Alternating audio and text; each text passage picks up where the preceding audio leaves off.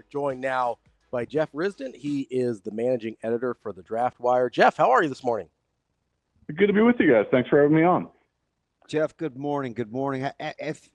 Are you ready without context, or maybe you've done this for? Obviously, you're really good at it, where you can add your own context, where you don't have immediate winners and losers. Are you kind of in that camp, or are you like, you know what, Monday morning, this thing's winding down? I definitely have some winners and losers.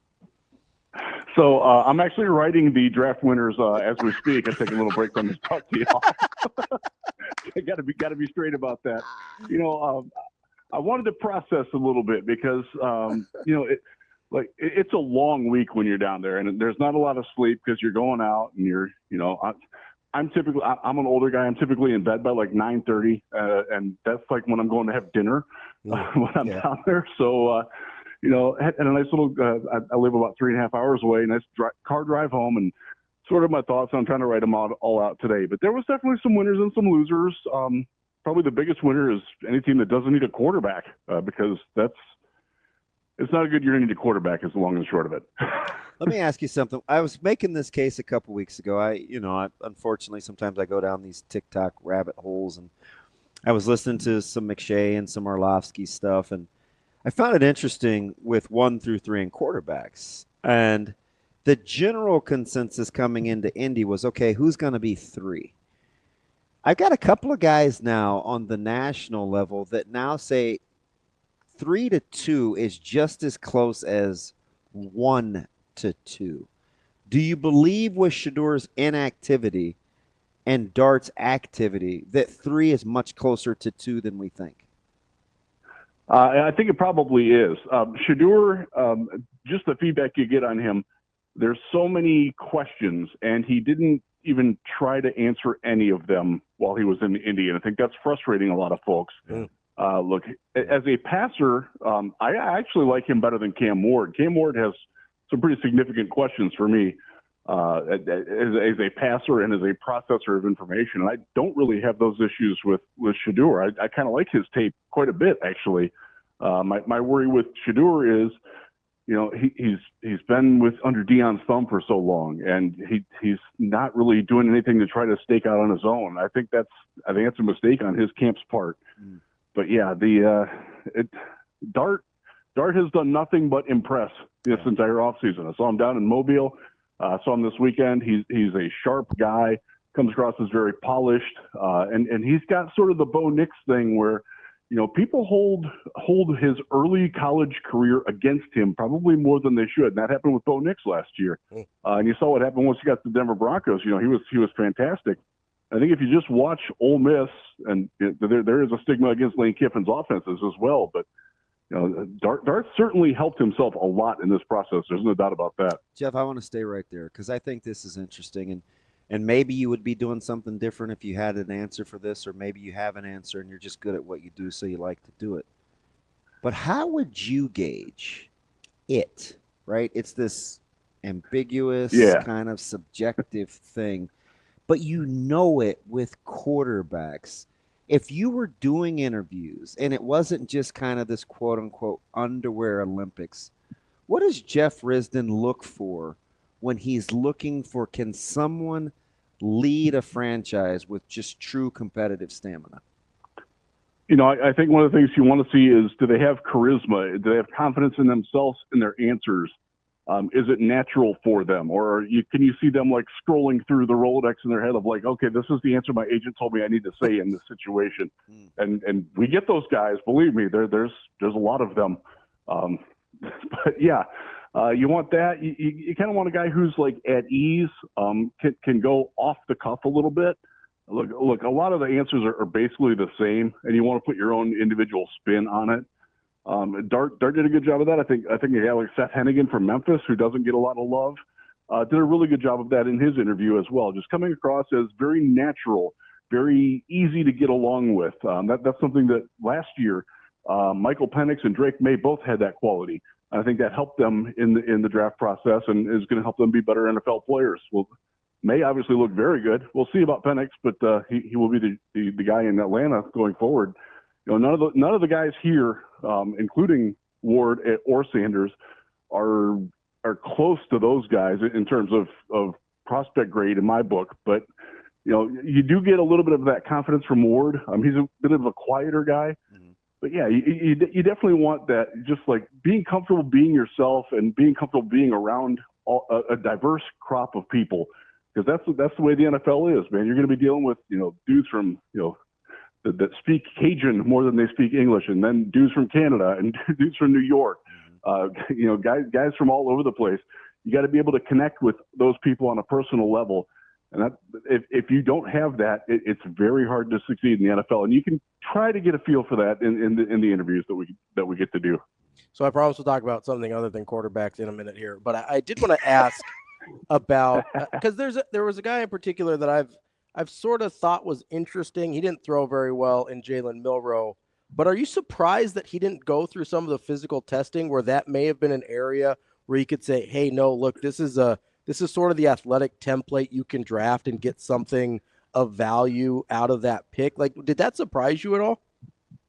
Yeah, a little bit, but I'll tell you this: there's a lot of people in the NFL draft community who think that he's a better prospect as a running back than a quarterback, and I think he was, no pun intended, running away from that sort of stigma. But yeah, his throwing is not good. I was sitting with some Cleveland folks. The Browns get connected a lot to him in the draft, and they are certainly in need of a quarterback. And they were so hopeful that he would show something. And other than like one really, really nice throw on an out, he's not a good passer. So that was, it was frustrating for them. And you're just seeing the fact that he's not gotten better at throwing from his time at Alabama. The Senior Bowl was very rough for him. And this didn't help him. So yeah, it's tough to be a Jalen Milroe fan right now. Yeah, it's interesting you say that. And I mean, just because I'm 100% authentic, Jeff, in high school, as a quarterback until I was a senior, got moved to running back, and I didn't want to. Like, I fought it. Obviously, clearly my dad was smarter than me and ended up having did whatever at Nebraska, and it worked out. But I think whether it's Warren Moon or Don McPherson or Randall Cunningham or Jalen Milroe, there is this stigma within the black quarterback community, Jeff, where even Shedeur Sanders, who goes out of his way since he was in high school to be more than just a quote-unquote athletic scrambler, where sometimes the lack of security in oneself, it forces you to do decisions like that because you have it ingrained. I want them to see me as a passer. And sometimes it's to our detriment. Yeah, and I'm glad you brought up Don McPherson. That's a flashback, man. That's a good pull. I was a big fan of his back at Syracuse. Well, I watched Syracuse drill Nebraska in the early 80s, and so that kind of got me going on the McPherson hype train after that, and I felt like he kind of got snubbed in the Heisman. So that full disclosure, that's where that came from. Yeah, I get that, and I'm a white volleyball player, so I can't really speak to the black quarterback experience. But I were just being honest. That's awesome. It is something that I know that people, and I'll go back to this. When Josh Allen was to throw a white quarterback into it, when he was at the combine, I actually asked him if he'd ever been worked out at tight end, and he dodged the question, and the people around me looked at me like I was insane. So yeah, there is a bit of a weird double standard there. Because by the way, he's a perfect physical specimen to be a tight end. He also happens to be a damn good quarterback, so he made the right choice too. Those sweet dulcet tones you hear are Jeff Risdon joining us on Hurrdat Live. So let me hop over to now. This is the running back in me that had to go to Indy with a guy like Eddie George, and I know physical prowess when I see it, and I'm thinking, ooh. Either barbecue or I can either hold up or I can wilt. At what point, if you're Genty Ashton, do you say, man, almost everybody's running of the top guys? I would think once I would see Hampton do what he did or some of these guys, I may have to do something physical. If you're Ashton, are you pretty cool with kind of just, I kind of know my value, I'm going to wait? Or would you have liked to see where he stacked up, which was what turned out to be a pretty good running back group? Yeah, and Omari and Hampton was phenomenal Electric. in Indianapolis. Both Ohio State guys, Henderson and Judkins, looked very good. Couldn't believe really Judkins was running backs. 221. I could not. They said 221 on my jaw. I'm like, on this show, and I do broadcasts. I'm in Columbus. I described him as a little guy. 221. I was floored. Yeah, he does not look that big, even in person. Like when you're standing next to him, like, oh, wow, you're 221, really? Like his thighs must be unreal. I would have liked to have seen a little bit more of Johnson trying to compete. Show that you want. The famous story about Calvin Johnson, who wasn't going to run, didn't even bring his shoes, and then he saw other people running really fast. And he's like, all right, borrowed shoes and ran a 4.28. That would have been if he could have gone out and done that. And now he's not a super blazer like that, but just show, okay, I'm right with these guys, and I'm competitive enough that I'm not planning on running, but I'm going to do it anyways. Something like that would have cemented him as a top 10 pick, and now he's opened the door in a running back class that's really deep. There's not a lot of variance between him and that next tier, and even the tier below that. He's opened himself up a little bit. He'd better have a fantastic pro day if he's going to work out there, because the crowd is catching up with him. So I'm probably going to get this in your answer, but whatever you thought about these next two guys, which one of the two is your opinion more is the same? Woody Marks or Caleb Johnson? So I saw Woody Marks in person. I was at the USC Michigan game, and he didn't do a lot in that game. Caleb Johnson, other than his speed, is a really impressive running back. So I like Caleb Johnson. I wish he ran a little bit lower to the ground, and I wish he ran faster too. But there's a lot to like with him. And Marks is a guy I like his work in the blocking and the receiving drills, which that's part of playing running back. I know there's a lot of running backs that don't necessarily like to do that, but that's where he stands out. So it's. I'm definitely higher on Johnson coming out of that, though. So in the weekend, Johnson's 40 time, because how you think of him didn't derail your thought process more than Marks actually ran better, I thought, than he would with his straight line speed. But I like Marks. I think he's one of the sleepers in the running back room. Your opinion is still more consistent with KJ than it is Woody going into Indy. Yeah, I think so. That's a good way to put it. Nothing changed my opinion that much on either of them.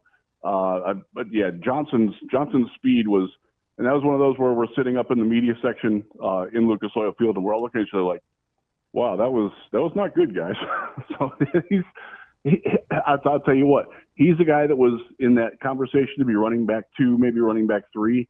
And I think just that lack of speed and how much so many other guys did well, probably dropped him into, the running back 5, running back 6 range, which is, end of day 2, early day 3.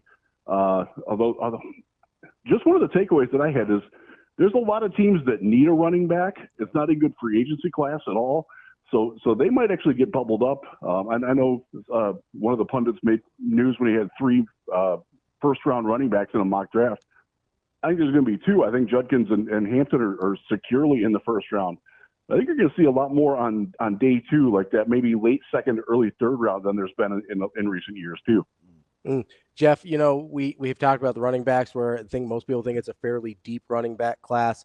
Where are some other position groups? Obviously, quarterback's not one of them. Doesn't seem like offensive tackle especially is a very good group this year either.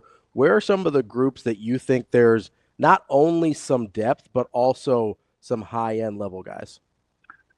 Tight end stands out. That's a very good position this year. Tyler Warren at the top, obviously. Colson Loveland from Michigan, who's not going to be he had a rough one just because he shows up at his podium interview in an immobilizing arm sling and also said he had shoulder surgery and won't be available probably until the start of the year at the earliest. But yeah, the tier below that and the depth guys, CJ Dipre from Alabama, fantastic combine. Probably my favorite podium interview of the week. Just a guy that, gets it, exudes the sort of NFL tight end that you want to see. Toughness, but also some precision and, just a great talker too. I could have stood there and listened to him for a long time. Tight end is certainly good. I think cornerback might not be anybody like great at the top, excluding Travis Hunter from the conversation.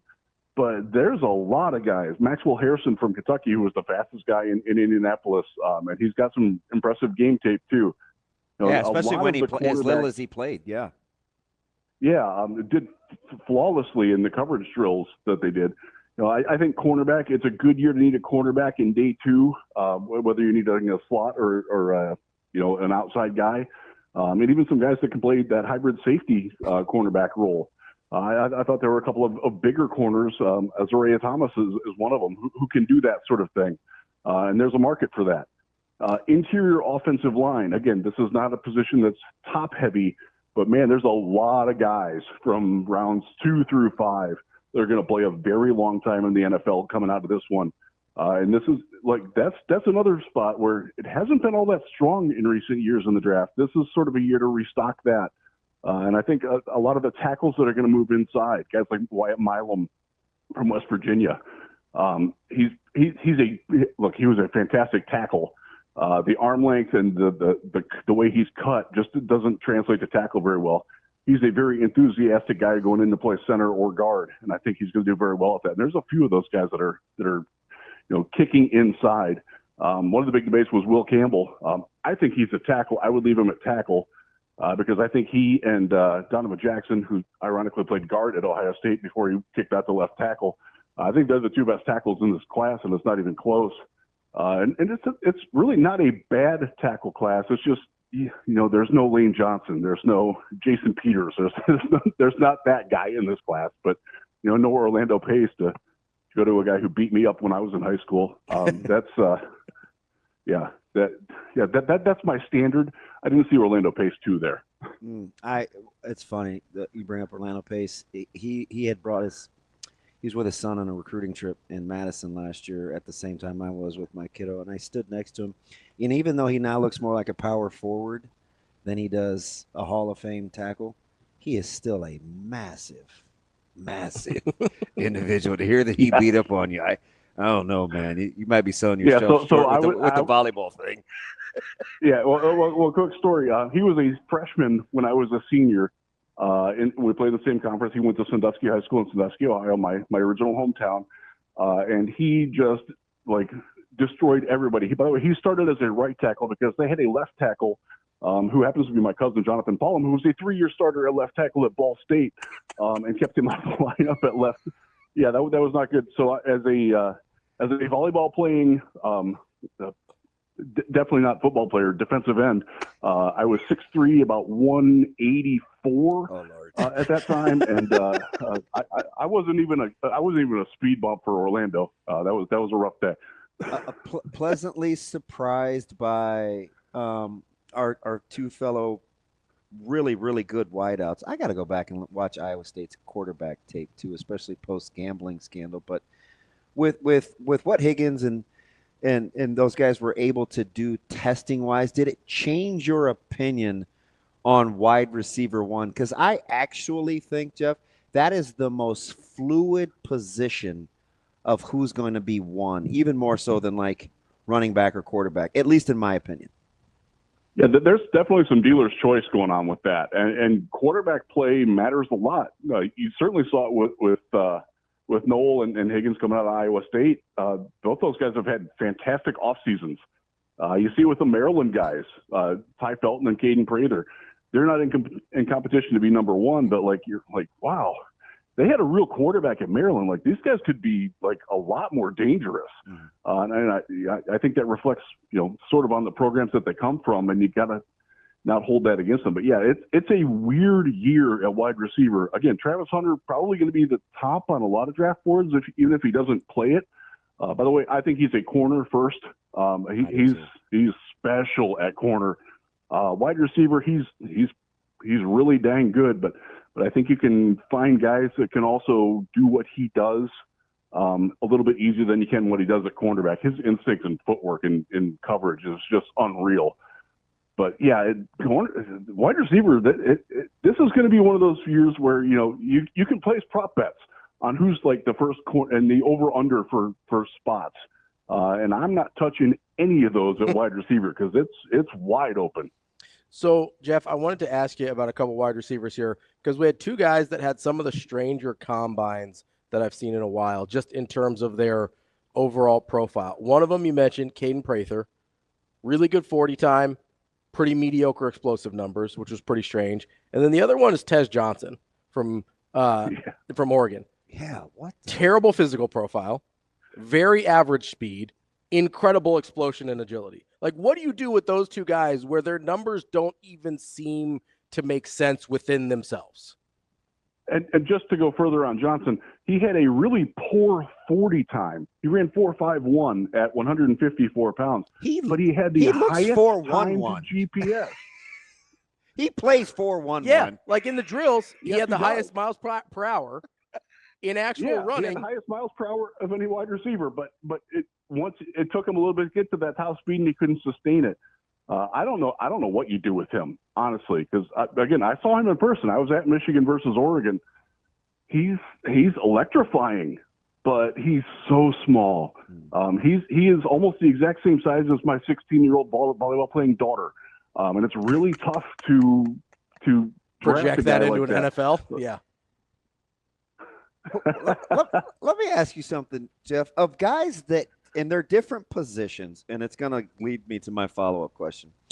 They're different positions, but who do you think was affected more by not going through all the drills in Indianapolis? Shedeur Sanders or Will Johnson? Oh, so as you guys know, I'm in Michigan, and I'm very close to the Michigan program. I'm not a Michigan fan, but Will Johnson and I'll say Mason Graham into that too. They did not help themselves by not working out. And one of the big things with Will Johnson is, okay, he had a toe injury of questionable, severity, and it would have been very nice to see him come out and say, I'm good. And then if he doesn't run well, okay, I'm not fully back from the toe injury. He has a natural build out to it, and he didn't do it, and that was very frustrating. Now both, and I'll throw Mason Graham into there as well. Those two guys had better kill it on March 21st at Michigan's Pro Day. Otherwise, it's not going to be good for either of them, because I'll tell you, and I'll quote my old friend Pat Kerwin, the former Jets GM, who's on Sirius XM NFL Radio. When you're healthy and you don't participate, you're telling me you're hiding something, even if that's true or not.